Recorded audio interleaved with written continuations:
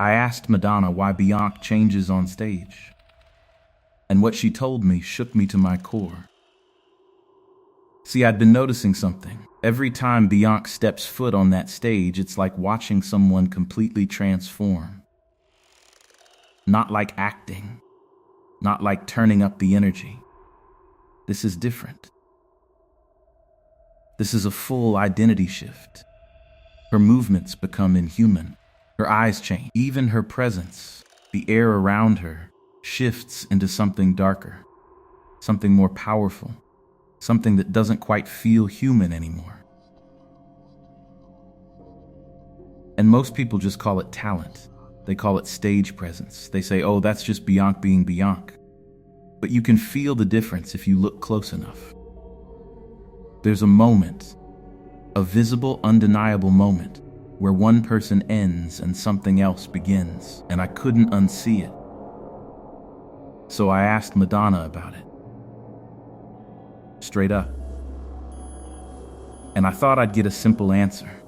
Some explanation about performance techniques or mental preparation or whatever artists do to get into character. But what Madonna told me wasn't simple. It wasn't an explanation. It was a confession.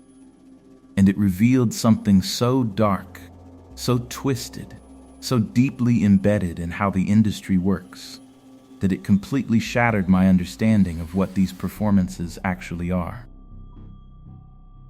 This isn't about talent. This isn't about artistry. This is about identity dissolution. This is about a generational curse that's been destroying women in this industry for decades. And it all traces back to someone teaching someone else how to fracture themselves, how to split their identity so completely that the real person disappears and something else takes over. And when you hear what she revealed, you're going to understand why this matters. You're going to see the seams, and you'll never be able to unsee them again. I wasn't supposed to be at that event, but I was. And when I saw her across the room, I knew I had maybe one shot to ask the question that had been eating at me for months. You have to understand, I'd been studying Beyoncé's performances obsessively. Not in a creepy way, but in a way where you notice something that doesn't add up, and you can't stop digging until you understand it. And what I'd noticed was impossible to ignore once I saw it. Every single time Beyoncé stepped on that stage, something happened. Something that most people wouldn't even consciously register. But I'd watched the footage over and over, frame by frame, and it was undeniable. Her posture would shift. Her entire body alignment would change in ways that seemed physically impossible. Her movements would become too perfect, too synchronized, like they weren't being controlled by a human nervous system anymore, like something else had taken the wheel. And her face, God, her face, the expression would change. Her eyes would become colder, more aware.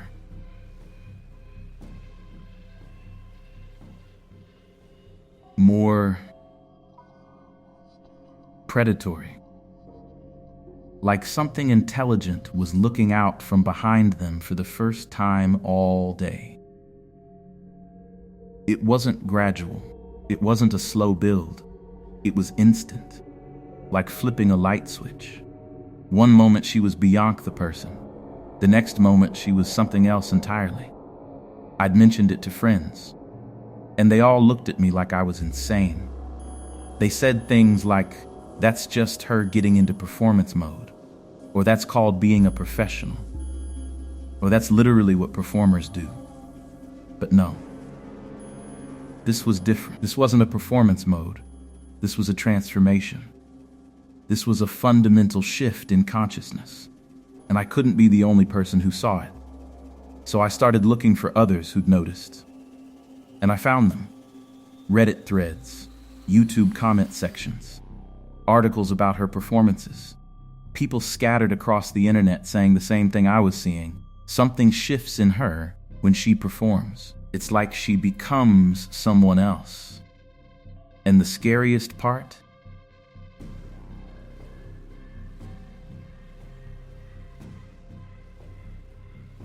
The mainstream narrative completely dismissed it, called it conspiracy theory, called it haters being jealous, called it people projecting their own insecurities onto a powerful black woman.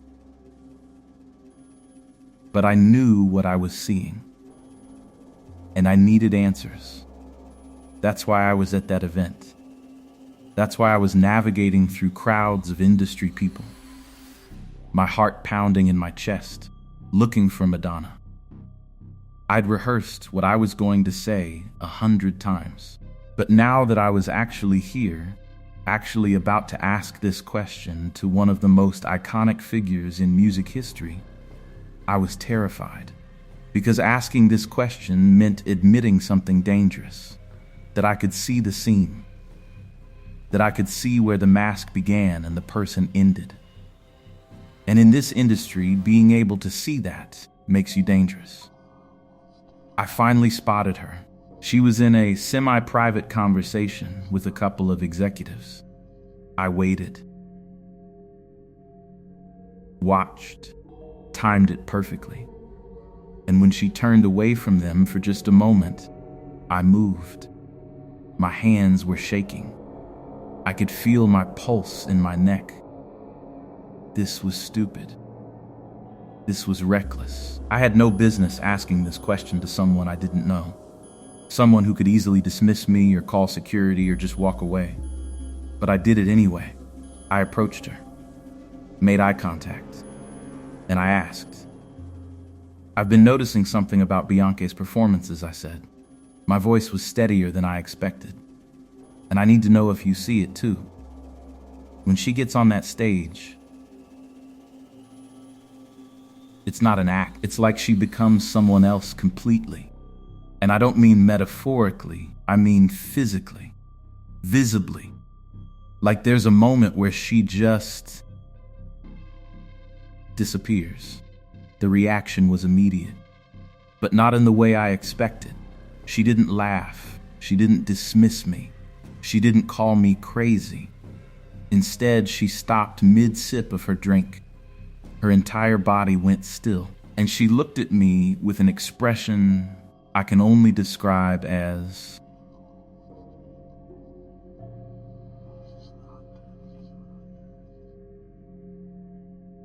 recognition. Like I just said something that proved I could see things most people couldn't. That's when I realized I'd made a terrible mistake, because I'd just revealed that I could see the scene. And now she was deciding whether that made me trustworthy or dangerous. The pause stretched on for what felt like an eternity. "You really see it, don't you?" she finally said.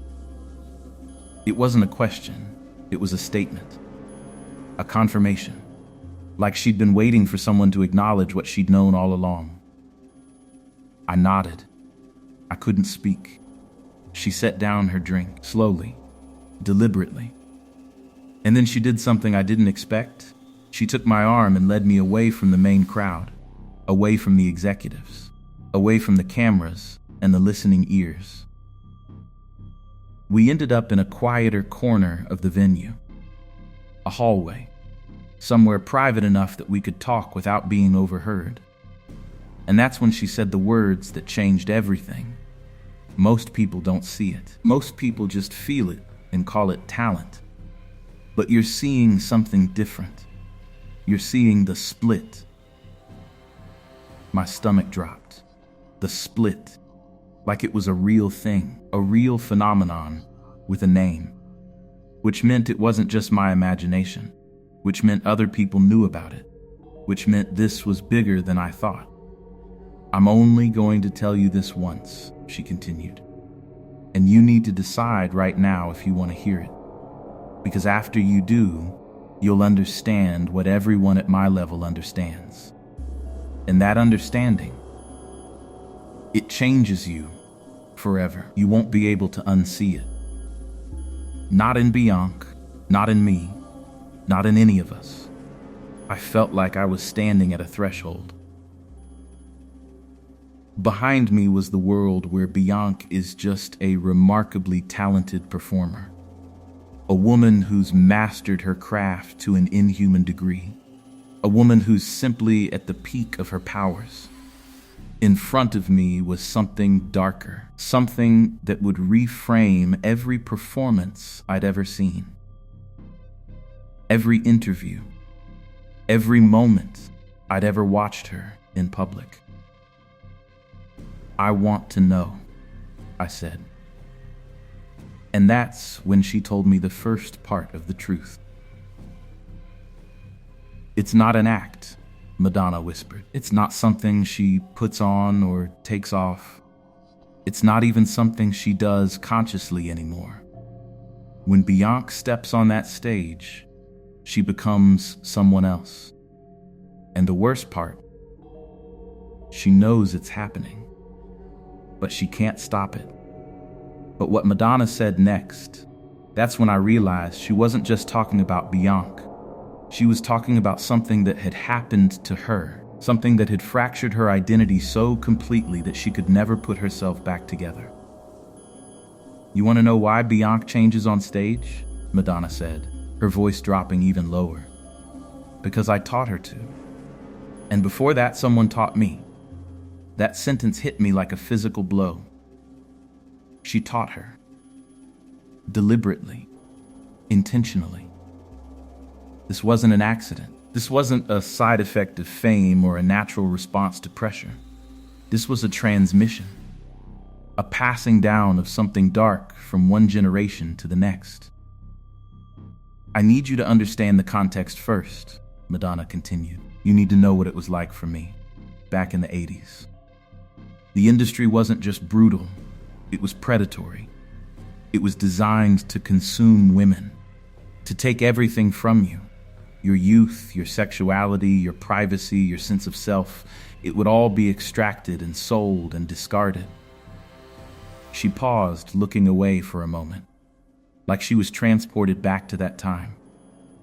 I was young, hungry, ambitious beyond reason.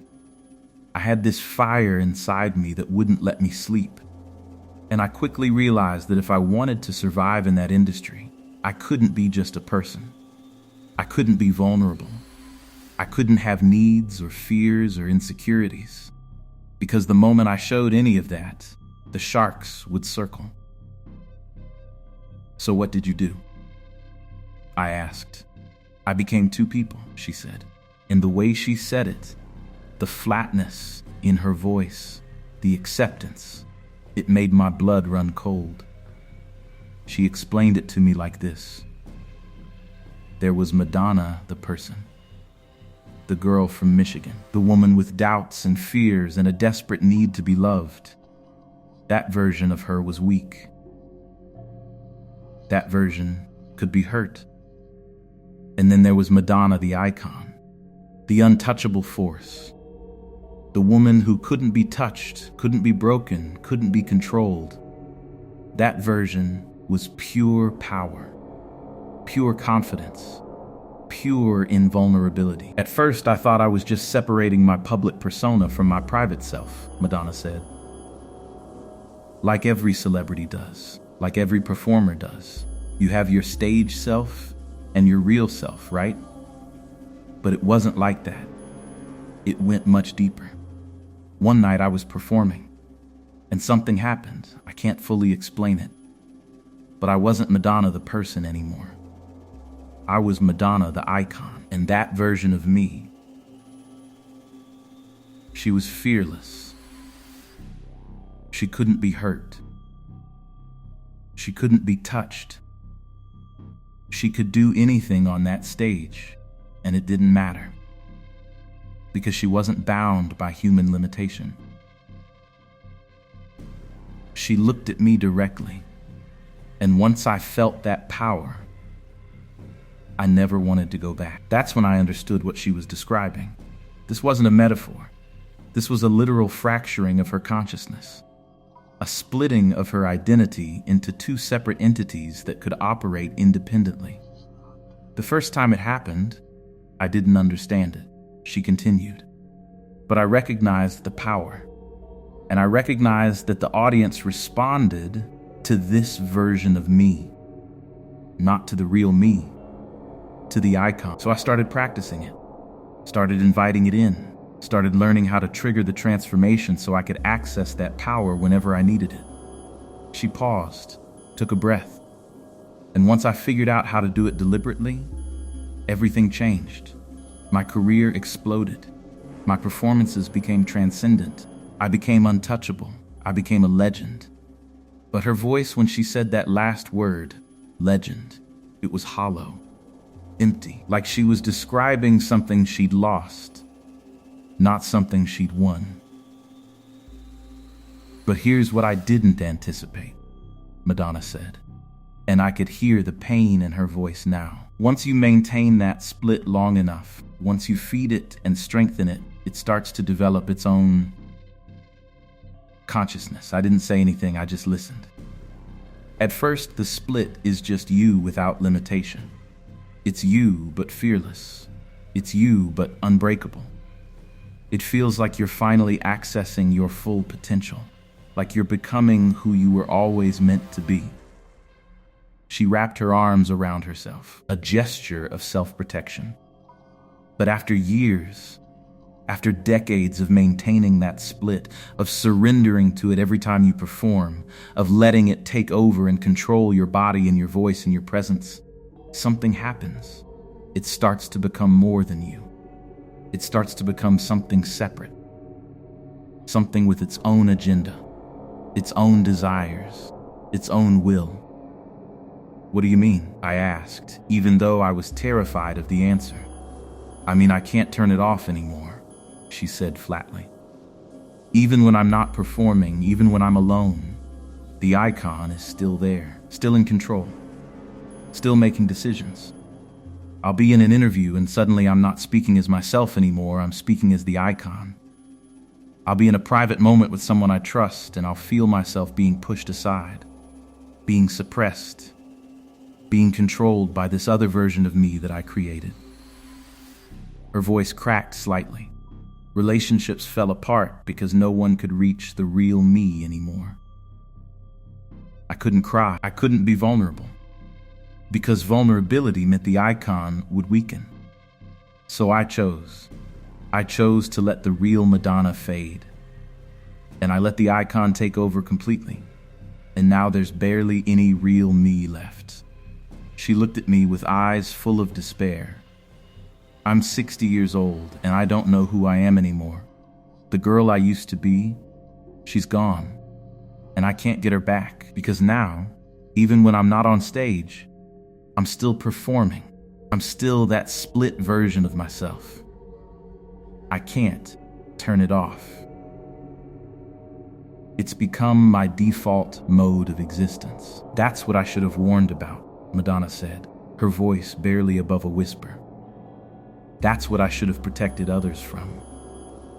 But instead, I taught it to the next generation. My stomach twisted. When I started working with Beyoncé, I saw myself in her. That same hunger, that same desperate need to be more, that same vulnerability that the industry would absolutely destroy if I didn't help her build armor. So I pulled her aside and I told her exactly what I'm telling you now.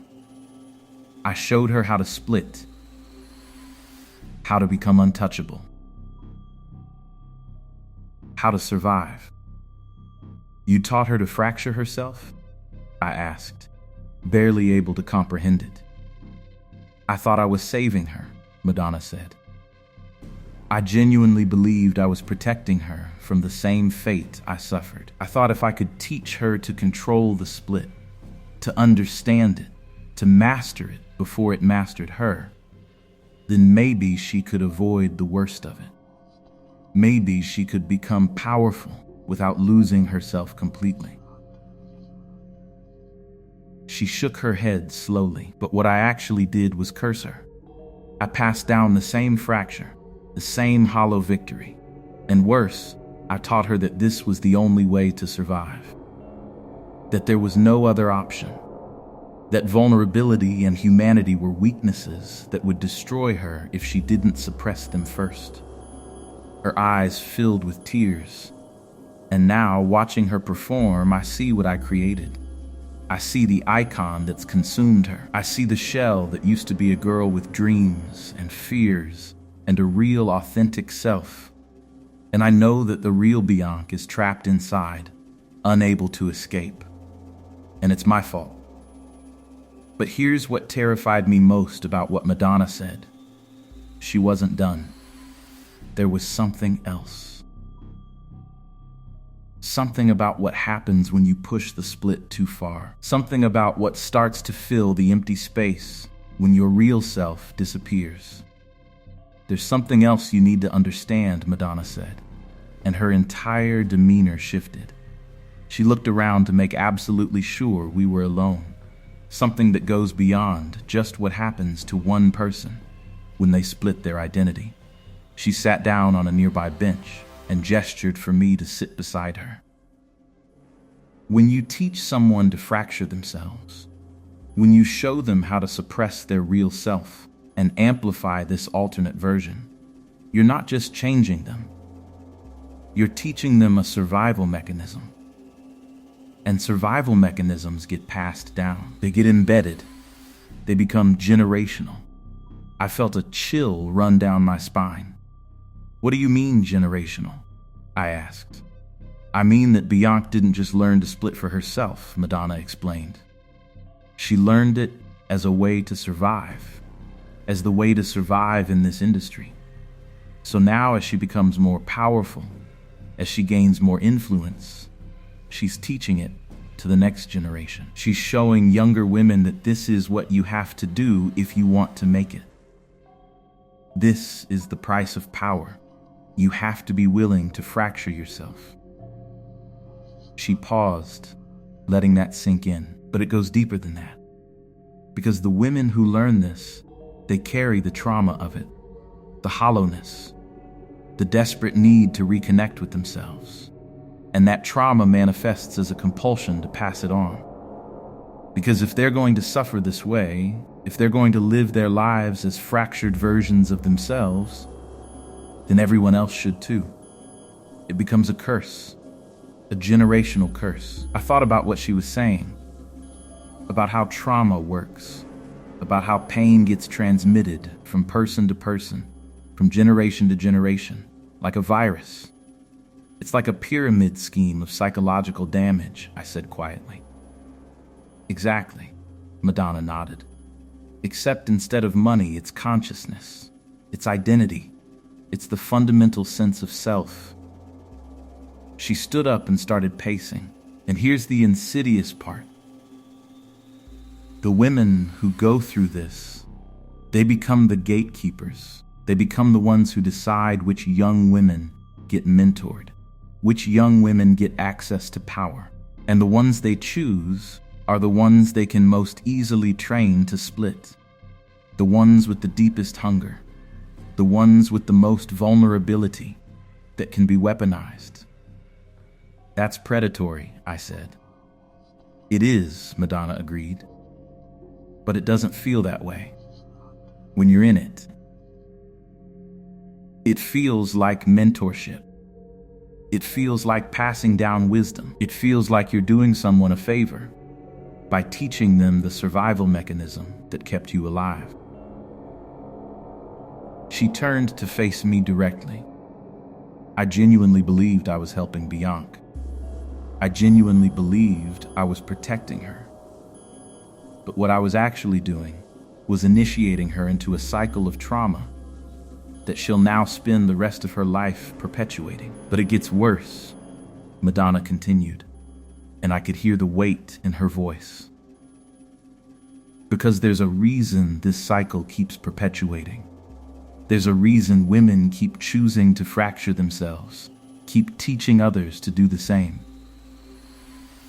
She sat back down, and I could see the exhaustion in her face. When you split yourself, when you suppress your real identity and amplify the icon version, something fills that space. Something takes root in the emptiness where your authentic self used to be. And that something, it has power, real power, not just psychological power, something that feels almost supernatural. I leaned forward. What do you mean? Madonna said slowly, that when you create that void in your consciousness, when you deliberately suppress your humanity and your vulnerability, something else moves in. And at first, you think it's you. You think it's just the unconstrained version of yourself, finally free to be powerful and fearless. She looked at me with an intensity that made my skin crawl. But it's not you. It's something that exists in that space between your real self and your icon self. Something that feeds on the attention, that grows stronger every time you perform. Every time you feed it more admiration, more worship, more consumption from the audience. You're saying there's something supernatural happening? I asked, trying to wrap my head around it. I'm saying I don't know what it is, Madonna said. I'm saying that after 40 years of maintaining this split, I've experienced things I can't explain. Moments where I'm not in control of my own body. Where I say things I don't remember thinking. Where I look in the mirror and I don't recognize the person looking back. Her voice dropped to barely a whisper. And I'm saying that whatever it is, it's hungry. It's insatiable. It wants more performances, more attention, more worship, and it will never let me rest because it needs me to keep feeding it. She paused, and I could see her hands trembling slightly. I taught Beyoncé to create that same hunger inside herself, and I watch her performances, and I see it. I see that thing moving through her body. I see it using her voice. I see it wearing her like a skin suit, and I know that she's trapped in there, suffocating under the weight of what I taught her to become. Her voice broke slightly. That's my real crime. Not just teaching her to split, but teaching her to invite something in. Teaching her that it was worth it. That the power was worth the price. That the empty void inside was a fair trade for untouchability. How many women are trapped like this? I asked. How many women in the industry have you, or have other women like you, taught to fracture themselves? Madonna looked away. I don't know the exact number, but I know it's significant. I know it's systemic. I know that there are women at every level of this industry who have made the same choice I made, who've learned the same techniques, who are passing it on to the next generation. And they all feel it? I pressed. That thing, that hunger? Everyone who's maintained the split long enough feels it, Madonna said. Some people call it ambition. Some call it drive. Some call it genius. But when you've been in the industry as long as I have, when you've watched it happen to person after person after person, you start to see the pattern. You start to understand that it's the same thing. The same hunger. The same presence. Wearing different faces. Using different bodies. But fundamentally the same. She turned back to me, and her eyes were filled with something that looked like desperation. And the worst part? It's self-perpetuating. Because once a woman has sacrificed her own identity to feed this thing, once she's lost her real self, she has a vested interest in making sure other women do the same. It justifies her sacrifice. It makes her feel less alone. It makes her feel like maybe, just maybe, the trade was worth it. She stood up again, and I realized she was preparing to leave. That's the generational curse, she said. It's not just trauma passing down. It's a deliberate, systematic recruitment into a cycle of psychological and spiritual mutilation. And every woman who enters this industry, every woman who wants to reach the highest levels, has to make a choice. Stay whole and never reach the top, or fracture yourself and feed the hunger. She looked at me one last time. And most of them choose the hunger. Because at least the hunger makes them feel alive. But when I asked Madonna what happens to the women who refuse to make that choice, the ones who try to stay whole, she went completely silent. And that silence said everything. The silence between us said everything. They're ARE women who refused, I said. Madonna nodded slowly. Yes, but refusing comes with a price. The industry destroys women who won't fracture themselves. She sat back down. Their careers tank. Their reputations get demolished. Stories get leaked. They get labeled as difficult, unstable, and most importantly, they disappear. Completely erased. I thought about all the talented women I'd heard about, who had promising careers and then just vanished. I've watched it happen, Madonna continued. Women with extraordinary talent deciding they wouldn't fracture themselves. And I've watched the industry systematically dismantle them. She looked at me with guilt in her eyes. And I didn't always stand up for them. Because standing up would have meant admitting there was another way. That my choice wasn't inevitable. So I let them disappear. I participated in their erasure. Can you name them? I asked. Madonna shook her head. That's the thing about erasure. Once it's complete, there's nothing left to name. But then she did name one. There was a woman in the 90s, incredibly talented. She was being groomed for superstardom. And then one day, she refused. She said she wouldn't fracture herself. She wouldn't feed the machine. What happened? I asked. Everything stopped, Madonna said. Her record label dropped her. Producers wouldn't return her calls. She couldn't get a single meeting. And suddenly, she was labeled as unstable, mentally ill, unprofessional. She paused. But I knew the truth. She was the most stable person I'd ever met. She refused to fracture herself. And that made her dangerous. Because her existence proved another way was possible. Where is she now? I asked. I don't know, Madonna admitted. I made no effort to find her, because part of me was afraid that if I saw proof she'd found authentic living, it would force me to confront what I'd given up.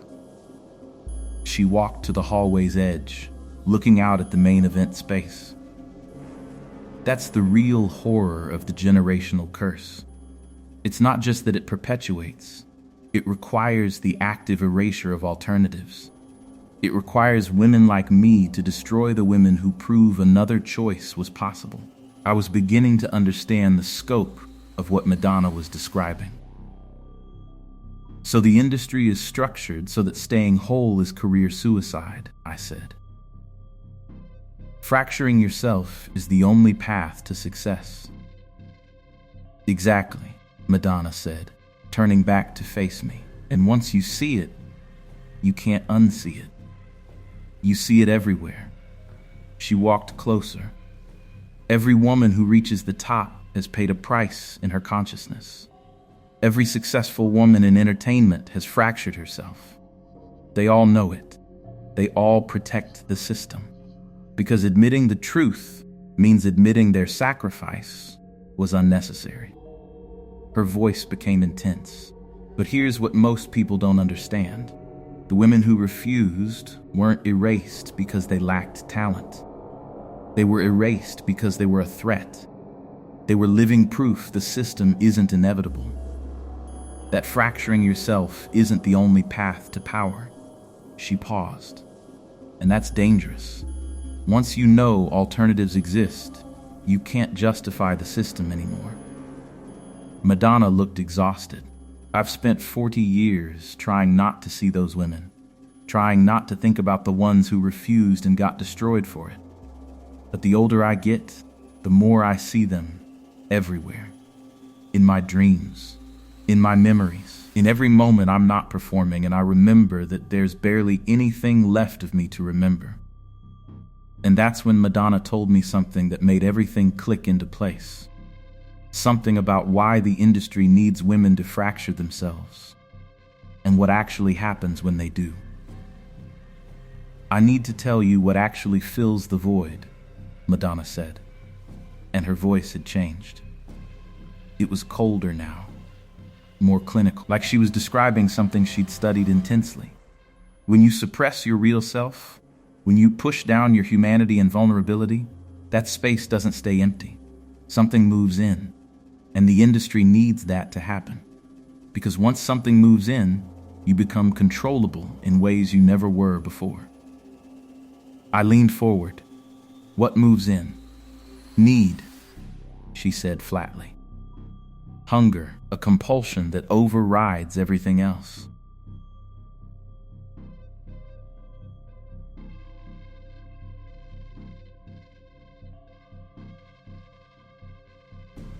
Your instinct for self-preservation. Your sense of ethics. Your capacity for genuine connection. All of it gets replaced by one driving force: the need to feed it. She stood up and started pacing again. "When I first split, I thought the hunger was ambition. I thought it was drive.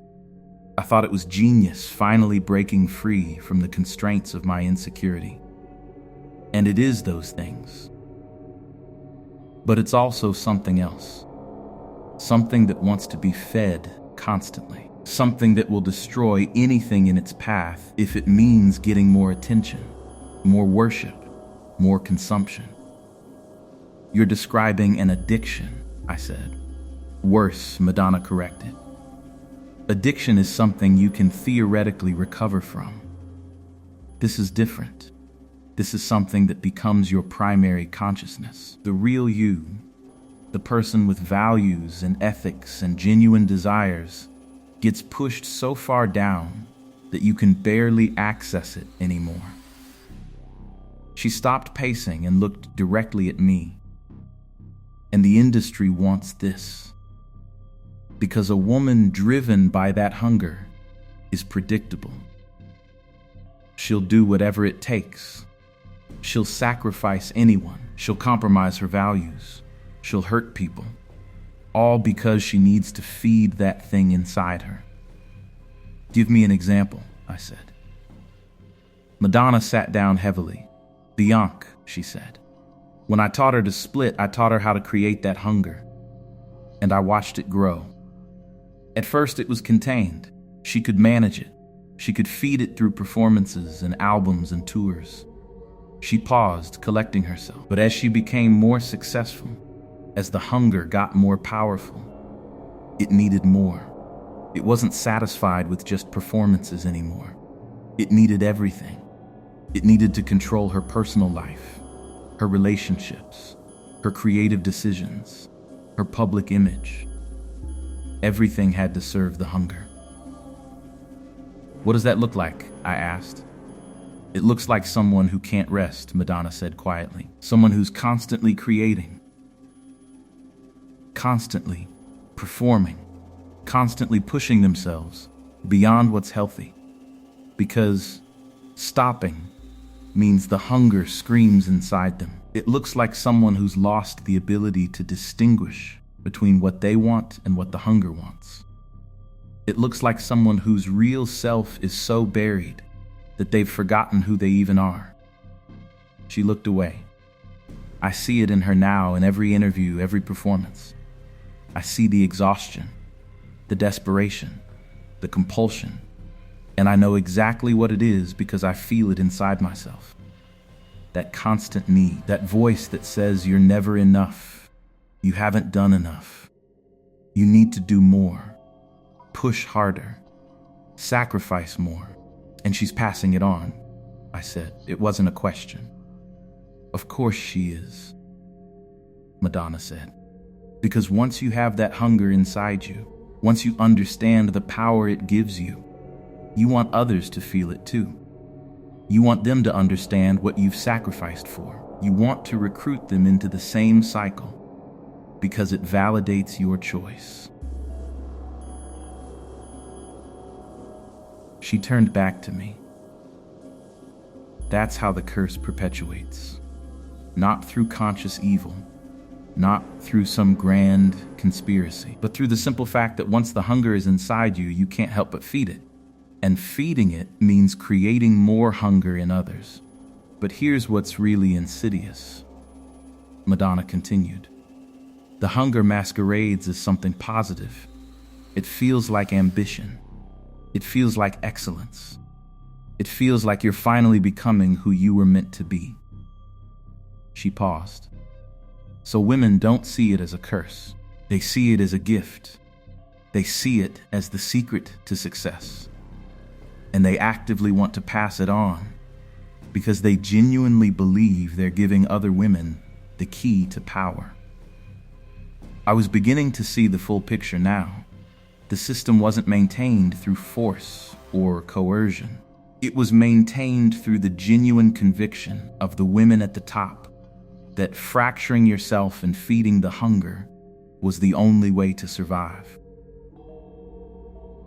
So the industry doesn't need to force women to do this, I said. The women at the top volunteer to do it for them. Exactly, Madonna said, and that's why it's so effective. That's why it's been perpetuating for decades. Because it's self-sustaining.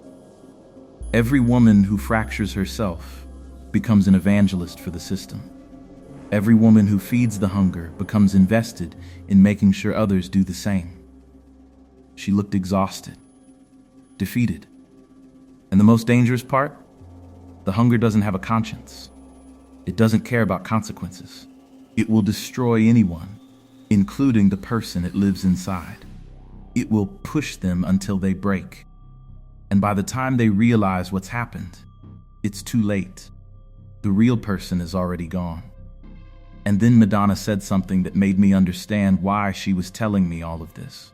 Why she was confessing. Why, after all these years of silence, she was finally breaking. I'm dying, Madonna said. The words hung in the air between us. I wasn't sure I'd heard correctly. What? I said.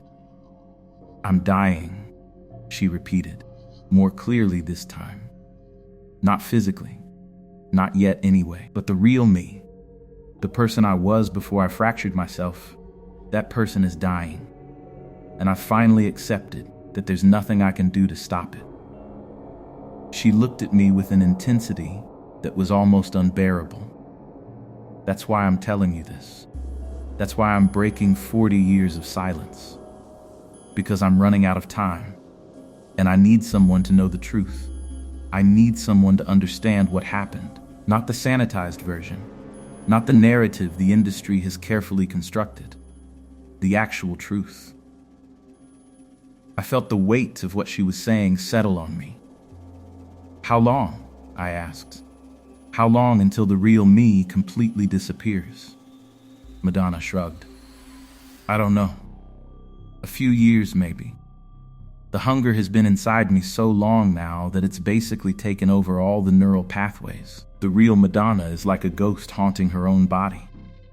I can feel her sometimes, screaming from somewhere deep inside.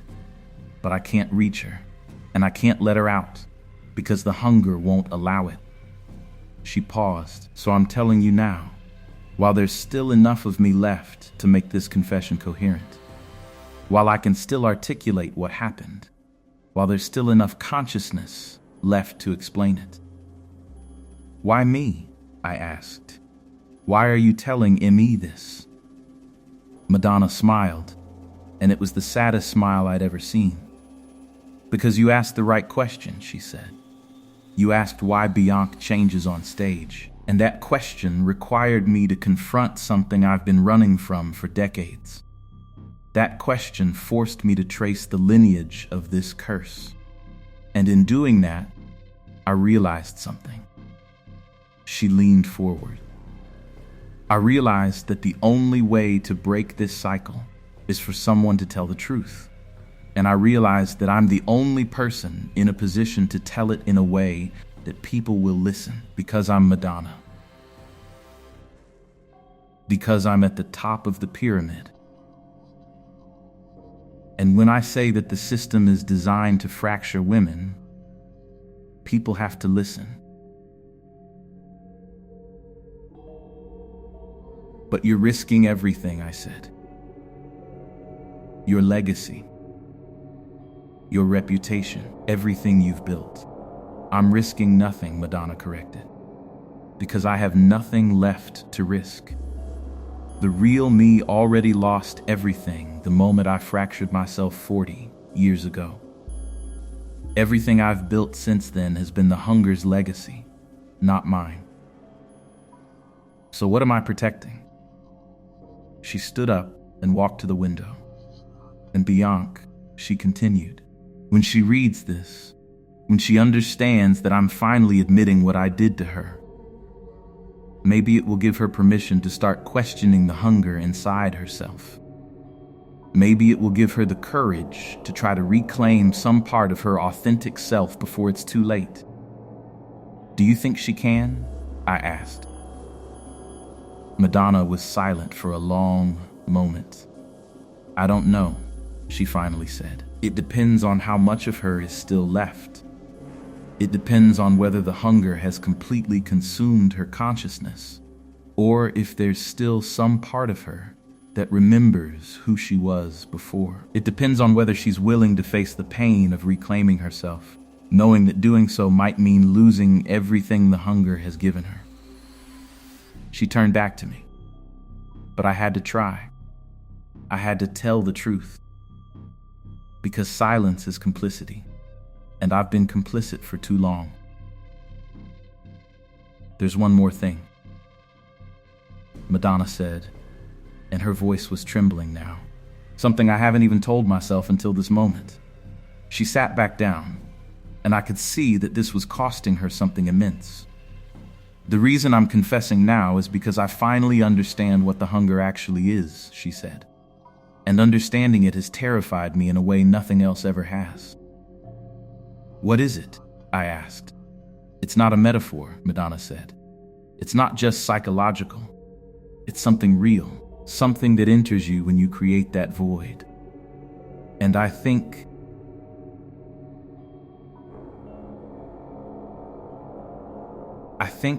it's something that feeds on human consciousness, on human suffering, on the trauma of fractured identity. She looked at me with eyes full of fear. I think there's an actual entity, or multiple entities. Or maybe it's just the collective manifestation of all the suffering women in this industry have endured. But whatever it is, it's real, and it's hungry, and it's been using us as vessels to feed itself for decades. Madonna, I said carefully, that sounds like, I know how it sounds, she interrupted. Insane, paranoid. The ravings of a woman losing her mind. But I'm telling you that in the quiet moments, when I'm not performing, when the hunger is dormant, I feel something else in the room with me. Something watching.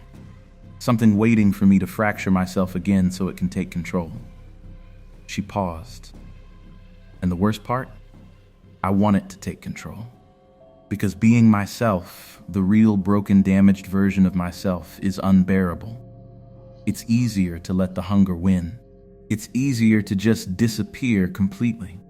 And then, just as Madonna was about to reveal what happened next, just as she was about to tell me what she discovered about the true nature of the hunger, we were interrupted. And what happened in those next few moments would change everything.